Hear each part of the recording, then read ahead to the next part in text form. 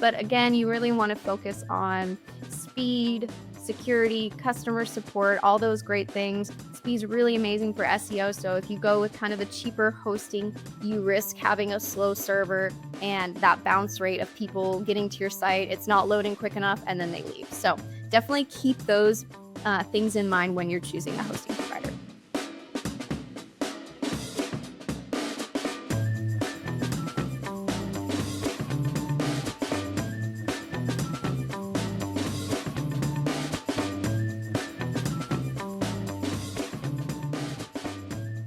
Hey, welcome back to Local SEO Tactics. I'm Taylor with Intrix, and I'm going to be continuing on our multi-part series, getting started with small business SEO. So part one, Bob talked a little bit about the foundational steps, such as choosing your business name and assessing your market. And then Ben walked you through in part two how to set up your Google business profile. So today we're going to be talking about a big one, which is getting your website up and running. So a lot of businesses get stuck at this part of the process just because there are so many options out there. It's a little confusing. You're probably wondering, should I DIY this? Should I hire somebody off Upwork? Or should I reach out to that one guy I met that one time who said his cousin built websites? So I kind of wanted to give you my perspective as somebody who's been building websites for a little over 8 years and let you know kind of what route you should take and recommendations that I have just knowing what I know now and save you some time, hopefully, in the long run. So I'll go ahead and start with step one, which is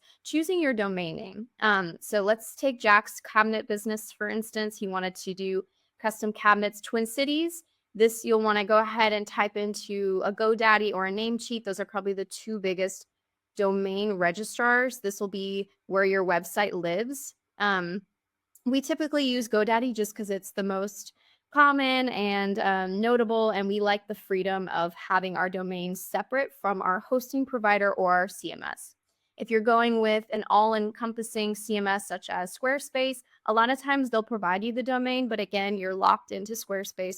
So let's say, for instance, a couple years down the road, you want to move away from Squarespace, your domain will have to be transferred away from Squarespace.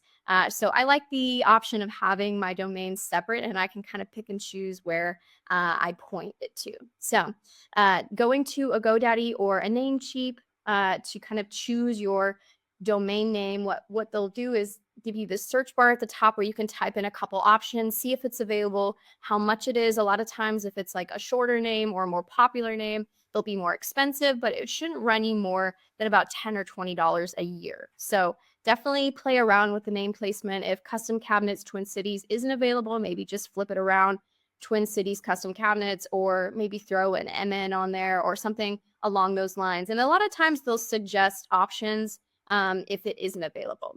A couple things to keep in mind is to keep it short, easy to spell, avoid hyphens or numbers, and then always go with the .com just because it's the most trusted and recognizable than like a .net or a .co is another popular one that you see a lot. So let's go ahead and continue. Once you have that domain name locked down, you'll want to move on to choosing your hosting provider. It's different than your domain registrar. So think of hosting as the land that your website house is built. So your domain is your address. The hosting is where your website files will actually live on. People will be able to access it. Some platforms like, again, Wix, Workspace, they include hosting for you. Which again, I'm not a huge fan of just because if you want to shop around to different hosting providers, maybe you want to spend a little extra money to make it faster or give you a little bit more space. I like the freedom of having that choice. So definitely look around to the options out there. Again, GoDaddy has dedicated web hosting that you can choose. And a couple other options are WP Engine, Bluehost is a popular one, and we actually use SiteGround within our own agency as we just really like the speed and reliability. They also have great customer service and security. So definitely shop around and learn what options work best for you and your company. But again, you really want to focus on speed, security, customer support, all those great things. Speed's really amazing for SEO. So if you go with kind of a cheaper hosting, you risk having a slow server and that bounce rate of people getting to your site, it's not loading quick enough and then they leave. So definitely keep those things in mind when you're choosing a hosting provider. So, step three will be choosing the right website builder for you. So, there are many options when it comes to website builders out there. I'm sure you've seen the ads for Squarespace, for Wix, for all these different options out there. And you might get a little overwhelmed with what to do. A lot of times the ads make it look really easy, like, oh, I'll just generate a site really quickly. A lot of AI now is incorporated into website builders. But coming from somebody who's been building websites a really long time, I will confidently tell you that WordPress continues to be the most used, the most popular, and it really sets yourself up for future growth. And within WordPress, you have a lot of options for your theme or your builder. So I'm sure, a lot of times you've seen ads or heard of Elementor, which is a really popular one. Other ones include like WP Bakery.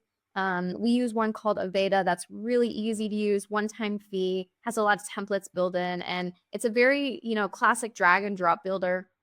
A few other options include Wix, Squarespace, Show It. The list goes on and on. Just definitely keep in mind your business and the future of your business. Are you going to need e-commerce down the road? Are you going to need a membership, platform within your site? So with WordPress, one of the reasons we love it and use it so much is because the plugin library that WordPress offers. So within WordPress, you can basically add any type of functionality that you might need. So maybe you're just getting started and you just want to throw up a quick Squarespace site, that's fine.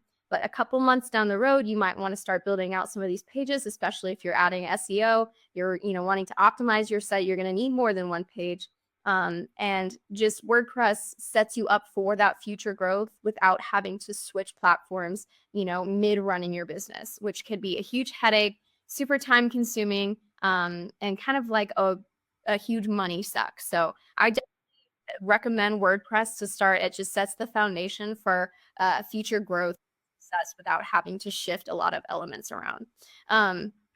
There are a lot of builders out there too, Upwork, maybe hire a freelancer or an agency such as Intrix that can help you build your site. And with a professional, a lot of times they'll know some SEO and they'll go ahead and they'll bake in that SEO on page and off page. So just setting it up with those foundational elements can make a huge difference when launching your site. So I would say definitely shop around, know your options, know the route you want to take, but keep those things in mind. And the SEO friendliness, the customizations, the scalability, and whether or not you actually own it. So if you decide to go with Wix or Squarespace, you're locked into their ecosystem. With WordPress, you actually will own your own website and you can move it anywhere you want. So let's say you want to switch hosting, that's fine. Stay with WordPress, switch your host. It's very easy, very user-friendly, very pro small business, I would say. So just closing up this part 3 of our getting started small business SEO, register your domain, choose your hosting provider, and choose your website builder. Next steps, we'll be kind of talking through those essential getting started steps for SEO, optimizing your website. More great content coming your way. If you found this helpful, definitely subscribe, leave us a review, share it with business owners, and definitely check us out on intrix.com or localseotactics.com. And we'll be happy to answer any questions that you might have. So thanks for listening, and we'll see you next time.